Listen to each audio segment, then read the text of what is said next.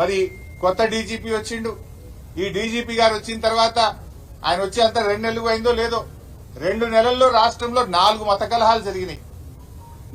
ఆ రోజు 10 ఏళ్ల కేసీఆర్ గారి హయాంలో ఎక్కడా మత కలహాలు జరిగేది కావు. ఈ ప్రభుత్వం ఇవాళ ఈ డీజీపీ గారు వచ్చినాక 4 జరిగినాయి. ఒకటేమో నిర్మల్లో, రెండవది సనత్ నగర్ లో, మూడవది గోషామహల్లో, 4వది జైనూర్లో. 4 చోట్ల ఈరోజు మత కలహాలు జరిగినాయి. ఈ డీజీపీ గారు వచ్చిన తర్వాత సిస్టమ్ మొత్తం కొలాప్స్ అయిపోయింది.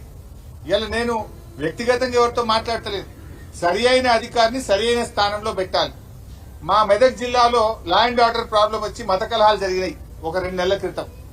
జరిగితే అప్పుడు అక్కడున్న ఎస్పీ గారు బాగాలేరని, డిఎస్పీ గారు బాగాలేరని, వాళ్ళ ఫెయిల్యూర్ వల్ల జరిగిందని వాళ్ళని ట్రాన్స్ఫర్ చేసిండ్రు. ట్రాన్స్ఫర్ చేస్తే ఎక్కడికి చేసిండ్రు? మెదక్లో మత కలహాలు జరిగినాయని లా అండ్ ఆర్డర్ లో ఫెయిల్ అయిందన్న ఎస్పీని తెచ్చి హైదరాబాద్ ఈస్ట్ జోన్ డీసీపీగా పోస్టింగ్ ఇచ్చిండ్రు. అంటే మీరు అవార్డు ఇస్తుండ్రా, ప్రమోషన్ ఇస్తుండ్రా, పనిష్మెంట్ ఇస్తుండ్రా? అంటే మీరు సరిగ్గా పనిచేయడం లేదు. ఈ విషయాలు ఇవన్నీ కూడా చాలా ఆందోళనకరంగా ఉన్నాయి. అందువల్ల మేము కేంద్ర హోంశాఖను కూడా కోరుతా ఉన్నాం. ఈ రాష్ట్రంలో మహిళలకు భద్రత కరువైంది. ఇవాళ లా అండ్ ఆర్డర్ కొలాప్స్ అయింది. కేంద్ర హోంశాఖ జోక్యం చేసుకోవాలని, కేంద్ర ప్రభుత్వం స్పందించాలని చెప్పి కూడా మేము కోరుతా ఉన్నాం. జాతీయ మహిళా కమిషన్ కూడా స్పందించాలి. ఇలా రోజు మహిళలపై అత్యాచారాలు నిత్య కృత్యమైపోయినాయి ఈ రాష్ట్రంలో. జాతీయ మహిళా కమిషన్ కూడా స్పందించాలని చెప్పి కూడా మేము ఈ సందర్భంగా కోరుతా ఉన్నాం. డయల్ 100 పనిచేస్తలేదు. గతంలో డయల్ 100కి ఫోన్ చేస్తే 5 నిమిషాల్లో 10 నిమిషాల్లో పోలీసు వాహనం వచ్చేది. ఈ మధ్య మనం చూసాం నాగర్ కర్నూలులో ఒక రైతు డయల్ 100కు ఫోన్ చేస్తే 40 నిమిషాలైనా పోలీసు వాహనం రాలేదు. 40 నిమిషాలు కొడుతూనే ఉన్నారు అతన్ని. చివరికి ఆయన ప్రాణం పోయింది, ఆ రైతు ప్రాణం పోయింది. డయల్ 100 కూడా పనిచేయని పరిస్థితి వచ్చింది. ఇవాళ ఏం చేస్తున్నారు? అసలు పోలీసులు ఏం చేస్తున్నారు అంటే ఈ ప్రభుత్వం ఏమైందంటే పోలీసులను తమ పని తాము చేయనీయట్లేదు. పోలీసులను ఇతర కార్యక్రమాలకు వాడుతా ఉన్నారు. మాకు వరద సాయం అందలేదని ఖమ్మంలో వాళ్ళు సోషల్ మీడియాలో పోస్టులు పెడితే ఆ వరద బాధితుల మీద కేసులు పెడతారు. వారికి సహాయం చేయడానికి బీఆర్ఎస్ ఎమ్మెల్యేలు వెళ్తే మా మీద దాడి చేస్తారు. జర్నలిస్టుల మీద ముఖ్యమంత్రి గారి స్వగ్రామంలో దాడులు జరుగుతూ ఉంటాయి. ప్రశ్నిస్తే అక్రమ కేసులు పెడతారు. అంటే మీరు ఇలా దబాయించులు, అక్రమ కేసులు, ఇతర పనులను పోలీసులకు చెప్పి నిజంగా పోలీసులు చేయాల్సిన పనిని పోలీసులు చేయనీయడం లేదు. ఇదే పోలీసులు కదా, ఇదే పోలీసులు దేశంలో తెలంగాణ పోలీసు అత్యుత్తమంగా తీర్చిదిద్దింది ఇదే పోలీసులు కదా. ఆ పోలీసులను మీరు పని చేయనీయడం లేదు. పోలీసులను ఇతర కార్యక్రమాలకు వాడడం వల్ల ఇవాళ రాష్ట్రం యొక్క వ్యవస్థ దెబ్బతింటుంది, రాష్ట్ర ప్రతిష్ట దెబ్బతింటుంది. ఇది అంతా కూడా ముఖ్యమంత్రి గారి ఫెయిల్యూర్. ఈ రోజు ఈ ముఖ్యమంత్రి గారు వరద విపత్తు సహాయం చేయడంలో ఫెయిల్ అయిపోయింది, వరద నిర్వహణలో ఫెయిల్ అయిపోయింది, లా అండ్ ఆర్డర్ లో ఫెయిల్ అయిపోయింది, రుణమాఫీ చేయడంలో ఫెయిల్ అయిపోయింది, విద్యా వ్యవస్థను నడిపించడంలో ఫెయిల్ అయిపోయింది. మొత్తంగా ముఖ్యమంత్రి గారు ఫెయిల్ అయిపోయింది. ముఖ్యమంత్రి గారి దగ్గరనే హోంశాఖ ఉంది. ఆయన నిర్వహించే హోంశాఖ ఇవాళ ఎట్లయిపోయింది? రోజు 2 హత్యలు 4 మానభంగాలు అన్నట్టు అయిపోయింది రాష్ట్రం.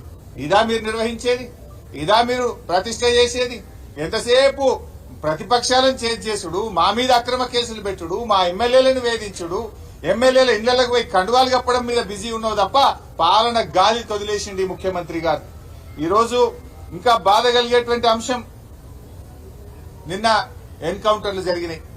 నిన్న ఖమ్మం జిల్లా, భద్రాచలం, కొత్తగూడెం జిల్లాలో ఎన్కౌంటర్ జరిగినట్టుగా ఈరోజు పత్రికలో చూసాం. 6 చనిపోయినట్టుగా. 10 ఏళ్ల కేసీఆర్ గారి హయాంలో ఎప్పుడన్నా ఎన్కౌంటర్లు జరిగినాయా? నిన్న ఒక పెద్ద ఆయన చెప్తా ఉండే, దశాబ్ద కాలంలో ఒక్క బుల్లెట్ చప్పుడు కూడా వినిపించలేదు.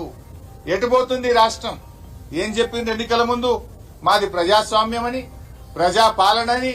ఇవాళ ఫేక్ ఎన్కౌంటర్లు చేస్తున్నటువంటి పరిస్థితి కూడా కనబడతా ఉంది. కేసీఆర్ గారి హయాంలో ఫేక్ ఎన్కౌంటర్లు లేవు. కాంగ్రెస్ వచ్చింది, మళ్లీ ఎన్కౌంటర్ల సంస్కృతి తెచ్చింది. ఇలా మేధావులు కూడా స్పందించాల్సిన అవసరం ఉంది. ప్రజాస్వామ్యాన్ని ఖూనీ చేస్తా ఉన్నారు. పేరుకే ప్రజాపాలన, అంతా అక్రమాలే, అన్ని నిర్బంధాలే, అన్ని అక్రమ కేసులే ఈ రాష్ట్రంలో జరుగుతా ఉన్నాయి. ఈరోజు మరి జైనూర్లో గిరిజన మహిళ పైన జరిగిన హత్యాయత్నం గాని, అత్యాచార యత్నాన్ని బీఆర్ఎస్ పార్టీ తీవ్రంగా ఖండిస్తా ఉంది. దీని మీద ప్రభుత్వం స్పందించాలని, ఆ కుటుంబానికి 10 లక్షల రూపాయల ఎక్స్గ్రేషియా చెల్లించాలని, బీఆర్ఎస్ పార్టీ ఈ ప్రభుత్వాన్ని డిమాండ్ చేస్తుంది.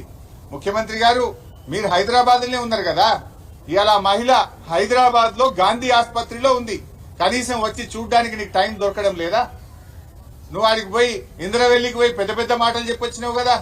మరి ఒక గిరిజన మహిళ, ఒక గోండు మహిళ హత్యాయత్నానికి గురై చావు బతుకుల్లో ఉంటే కనీసం పరామర్శించడానికి కూడా మీకు టైం దొరకలేదా? మీరే హోంశాఖ మంత్రి, మరి మీరే ఈరోజు గిరిజన శాఖ మంత్రి, మరి మీరు కనీసం పట్టించుకోవడానికి సమయం చిక్కడం లేదా అని నేను అడుగుతా ఉన్నా. మానవీయ పాలన అంటే ఇదేనా? కనీసం పరామర్శకు కూడా వాళ్ళు నోచుకోలేదా? ఇది ఏం పద్ధతి అని ఈ రోజు మేము అడుగుతా ఉన్నాం. సో ఈ యొక్క సంఘటనలు జరగకుండా ప్రభుత్వం స్పందించాలని, భవిష్యత్తులోనైనా ఇప్పటికైనా పోలీసు వ్యవస్థకు ఫ్రీ హ్యాండ్ ఇచ్చి వాళ్ళ పనులను వాళ్ళని చేసుకొని ఇవ్వాలని చెప్పి కూడా మేము ప్రభుత్వాన్ని డిమాండ్ చేస్తున్నాం.